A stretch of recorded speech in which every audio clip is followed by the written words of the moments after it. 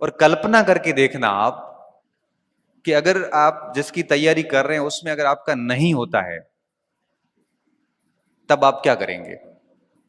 कौन सा रोजगार करेंगे? लोगों को कैसे फेस करेंगे? लोग कहेंगे आपसे, घर वाले भी कहेंगे, आसपास का समाज भी कहेगा कि बीए किया, बीएड किया, एमए किया, खर्चे किए घर परिवार के, विभिन्न शहरों में रहा, फिर आके मजदूरी करनी थी, तो ये सब क्यों किया? क्या आप उस स्थिति के लिए तैयार है? आप सोचिए कि आप अभी अध्यापक के सपने देख रहे हैं और आप अपनी गलतियों से अगर बाहर होते हैं, तो उसके बाद क्या आपसे मजदूरी होगी? इतना अच्छा पढ़ लिखने के बाद में आप किसी भी दुकान पे या किसी खेती किसानी में, मजदूरी में आप अपने आप को कभी भी स्वीकार नहीं कर पाओगे, कभी भी स्वीकार नहीं कर पाओगे। क्योंकि पढ़ाई नहीं की है तो दिक्कत नहीं, क्योंकि उसने माइंड सेट कर लिया कि मुझे मजदूरी करनी, बात खत्म। आपने तो बहुत ड्रीम देखे हैं, आपके परिवार ने भी आपसे ड्रीम देखे हैं, आपके समाज ने आपके ऊपर नजरें गड़ा रखी है कि कब फेल हो और इसके मजे लें।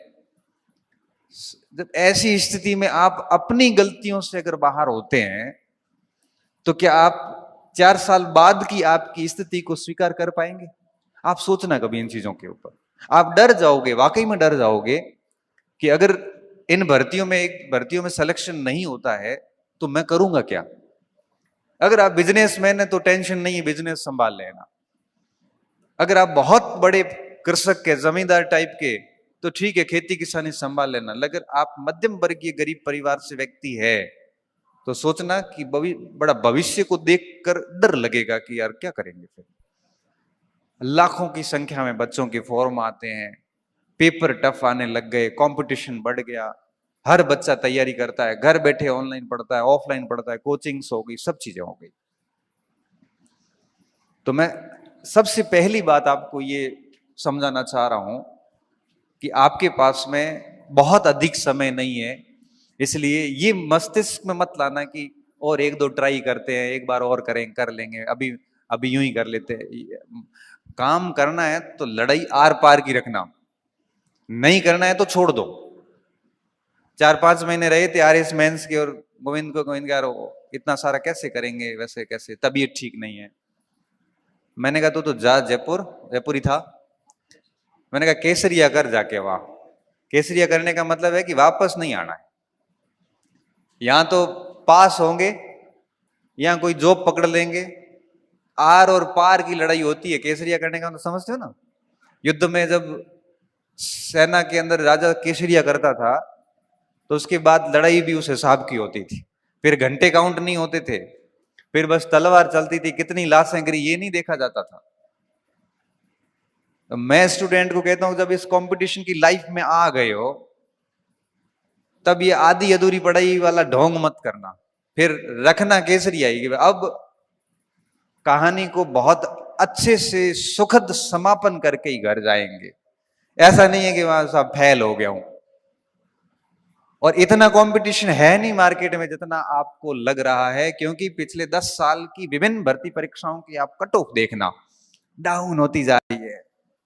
70% से 55% भी आ गई। आर एस प्री देख लो, कॉलेज लेक्चर देख लो, क्योंकि नंबर ऑफ कैंडिडेट बढ़े हैं और नंबर ऑफ सीरियस कैंडिडेट घट गए हैं। नंबर ऑफ सीरियस कैंडिडेट घट गए हैं, बच्चों में वो बात नहीं रही जो आज से 5-7 साल पहले हुआ करती थी।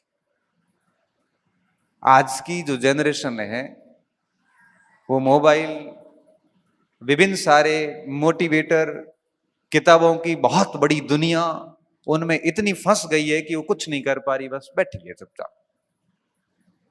तो आपको इस चीज को लेके भी डरना नहीं है कि बहुत स्टूडेंट है, कोई फर्क नहीं पड़ता। मैं कहता हूं कि 2 साल में, अभी आपको बताऊंगा कैसे करना है। कोई स्टूडेंट 2 साल अगर अपने जीवन का 2 साल तरीके से दे देता है, तो भैया पोस्ट भली 2 हो या 3 हो, अपना काम कर जाता है।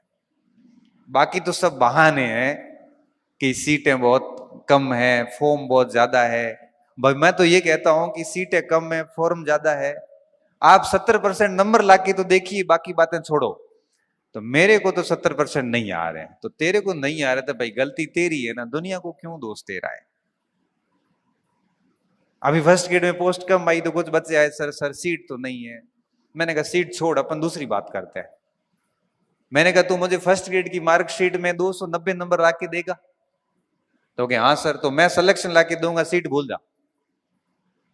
थोड़ी देर में बोला साहब 290 थोड़ा आ जाए, 290 थोड़े मुश्किल है। हाँ थोड़ी मुश्किल है तो मजा कर, सिलेक्शन होना नहीं। सिलेक्शन भी चाहिए और नंबर भी नहीं आएंगे। क्यों नहीं आएंगे? मेरे 335 थे। मैंने कहा तेरे को तो 290 का ही तो कह रहा हूं, बहुत 390 थोड़ी कह रहा हूं।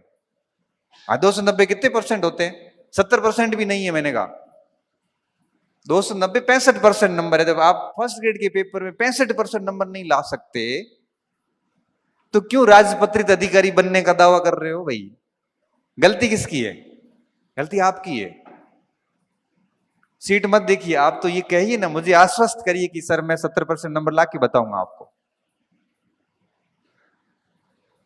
इसलिए मैं कहता हूं कि आपके पास बहुत लिमिटेड टाइम है। ये बात दिमाग में बिठा देना कि आपके पास 10-20 साल नहीं है, महज 3 से 4 साल है। और एक व्यक्ति 2 साल में अपना जीवन सेट कर सकता है। आगे 50 साल की जो लाइफ है ना, वो बड़ी प्रतिष्ठित लाइफ है। बेरोजगारी अपने आप में एक अभिशाप है।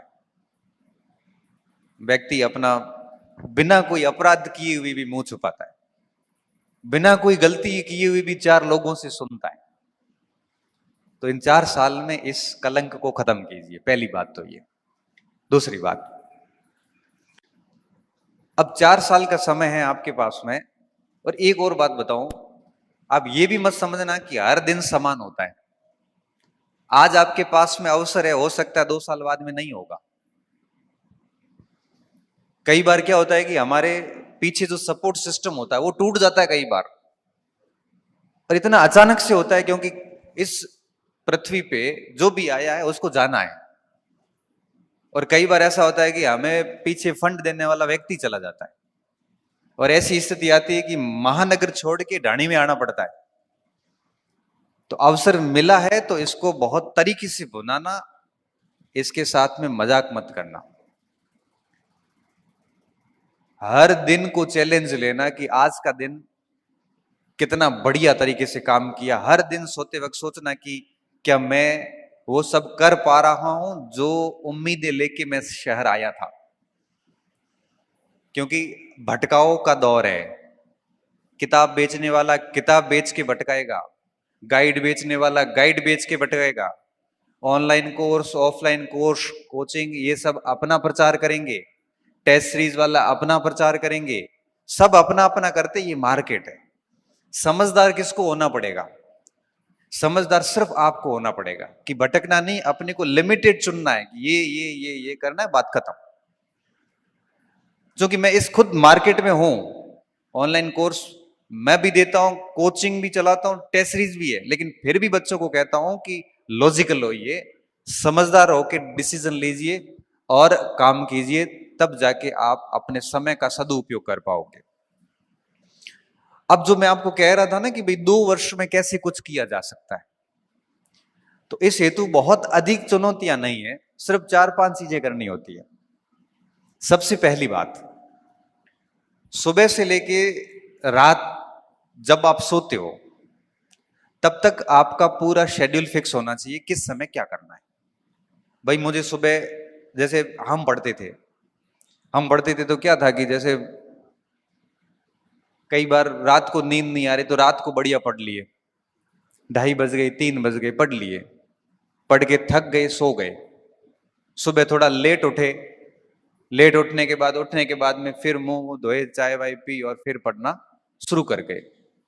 भूख लगी, खाना पीना नाश्ता कुछ जो जुगाड़ हुआ किया, नींद आ रही थी, सो गए, उठे, फिर पढ़ने लग गए। शाम के समय थोड़ा स्टेडियम घूम के आए, वापस आए, फिर पढ़ने लग गए। जिंदगी में कोई फालतू समस्याएं पड़ी हुई नहीं, किसी भी प्रकार का कोई ऐसे एडिक्शन नहीं, नशे नहीं, कोई भी बहुत बड़ा ग्रुप नहीं। 5-6 लोग जीवन में पहले भी थे और बेरोजगारी में भी थे, आज भी वही लोग हमारे साथ हैं। रिश्ते नाते खत्म कर दिए, कोई किसी का नहीं है। सबसे पहले प्रहार करते हैं ये लोग फेल होने के बाद। 5 या 6 लोग रखते हैं जो ये हौसला देते हैं कि कोई बात नहीं, हम कर लेंगे, तू टेंशन मत ले। और ईश्वर की दया से मेरे जितने भी दोस्त से सारे सारे बढ़िया जगहों पे सारे अधिकारी है। तो 5-6 लोगों का ग्रुप रखा, सुबह से शाम तक खुद को बिजी रखा, फालतू लफड़ों से दूर रखो और सिर्फ सरल जीवन जियो और सिर्फ काम पे ध्यान दो। आपके 2 ही मित्र होने चाहिए, किताबें, टेबल किताबें और खेल का मैदान। खेलने थोड़ा कूदने एक्टिविटी थोड़ा किया करो, भले किसी जगह जाके सड़क पे ही 2-5 किलोमीटर थोड़े घूम लिए 15-20 मिनट, क्योंकि कई बार थोड़ा घूमने से भी अच्छे विचार दिमाग में आते हैं। भाई 10 लोगों से बिना फालतू बात करने की बजाय 15 मिनट रोड पे टहलना ज्यादा अच्छा है। आज की तारीख में मैं बताऊं, मेरा कोई सर्वे नहीं है, लेकिन 100 में से 90% लोग आपको भटकाने वाले और नेगेटिव टाइप के लोग हैं। आपने कह दिया ना कि मैं प्रोफेसर की तैयारी कर रहा हूं, तो सीधा यही कहेगा कि प्रोफेसर छोड़, 4th ग्रेड की भर्ती आई हुई। अरे भाई, टच कर गई ना बात। ये सबके साथ हुआ है। अरे 2 साल से हिस्ट्री पढ़ रहे हैं, तरीके से पढ़ रहे हैं, सर आपके नोट्स पढ़ लिए, 5-5 बार टेस्ट दिया है, अब सर डर लग रहा है। तो डर लगने के बाद वो अपने साथियों के पास जाता हो कि 52,000 ज्यादा बढ़िया है। कहां प्रोफेसर, कहां 4th ग्रेड, इतना गेट पे आया हुआ क्यों भाई रास्ता बदल रहा है? वो भी उसके कहने पे जो खुद संघर्ष कर रहा है। भाई अवशेष बच जाए, उससे पहले जो शेष है उसको विशेष करिए। बाद में अवशेष ही बचने, बाद में कुछ नहीं होना, अभी एनर्जी आप में। अरे बड़े प्रोफेसर की शानदार तैयारी चल रही थी, उस समय किसी ने दिमाग में बात डाल दी 4th ग्रेड, अब वो दिमाग में बैठा 4th ग्रेड। अगर आप इस तरह से अपने पास में ऐसे लोग रखेंगे तो निश्चित तौर पे वो आपको कभी अच्छी तैयारी करने नहीं देंगे। वो हमेशा फिर आप जैसे ही कुछ अच्छा करने की कोशिश करोगे पास में आके बैठ जाएगा, बहुत औंजो काम है, कंपटीशन बहुत टफ है। 20 जनों को तो मैं जानता हूं जो बहुत इंटेलिजेंट है, 19 ही पोस्ट है।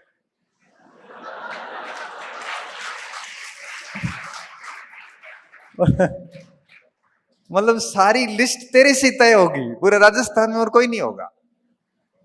और इतना झूठ व्यक्ति इतना कॉन्फिडेंस से बोलता है, आपको लगता है कि दुनिया में इससे सच्चा व्यक्ति कोई नहीं, बहुत गंभीर आदमी है, और आप उसके ऊपर जबरदस्त तरीके से भरोसा करते हैं और आप अपना डायरेक्शन चेंज कर देते हैं। इसलिए कहता हूं कि ऐसे लोगों के साथ रहने की बजाय अकेले रहो, वो ज्यादा बेहतर है। अकेले रहोगे तो बढ़िया कर पाओगे, नहीं तो ऐसा व्यक्ति रखो जो आपसे 20 हो, 18 नहीं हो। उनके साथ रहोगे तो हमेशा लगेगा कि मुझे इनसे ये सीखना है, मुझे अब इनसे ये सीखना है, अब ये चीजें मुझे मुझे इनसे और सीखनी है। अब हर दिन आपको टारगेट मिलेगा कि इस आदमी से मैं कितना सीखूं कि मैं सीखते सीखते सीखते पूर्ण हो जाऊंगा एकदम से। ऐसे व्यक्ति पास में रखिए आप, क्योंकि अगर आप चाहते हो कि जीवन की कहानी 2-3 साल में ये बेरोजगारी का दंश खत्म करना है, तो बहुत बढ़िया लोग पास में रखिए, क्योंकि बहुत कुछ डिपेंड करता है कि आप किसके साथ हैं।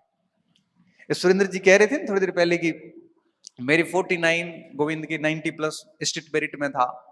बहुत सही बात है, बहुत ब्रिलियंट स्टूडेंट रहा है, और मैं मेरे परिवार में सबसे कमजोर स्टूडेंट है। मेरा रियल छोटा भाई है, ऐसा ऐसी बात नहीं, 8 साल छोटा है। और मेरे घर में भी किसी को डाउट नहीं था इसको लेके कि भाई इतना इंटेलिजेंट है तो अपना काम कहीं ना कहीं बढ़िया कर लेगा।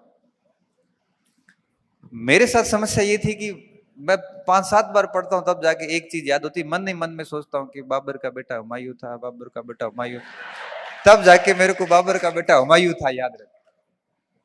नहीं रहता, सच में नहीं रहता था। बहुत बहुत बिलो द एवरेज स्टूडेंट रहा हूं मैं। और ऐसा नहीं था कि कोई रोल आवारा, ऐसी आदतें भी गलत नहीं थी। उसके बावजूद भी खूब मेहनत करने के बाद मेरी परसेंटेज नहीं बने, क्योंकि औसत बुद्धि का स्टूडेंट था।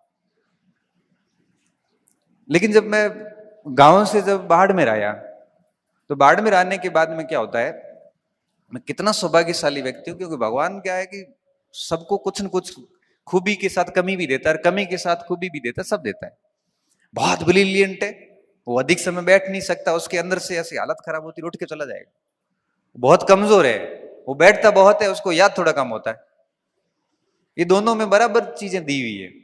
अब मैं जब शहर आया, तो शहर आने के बाद में देखो मुझे संयोग से कितने अच्छे लोग मिलते हैं, यूं ही अनायास ही मिल जाते हैं स्टेडियम में, पार्क में।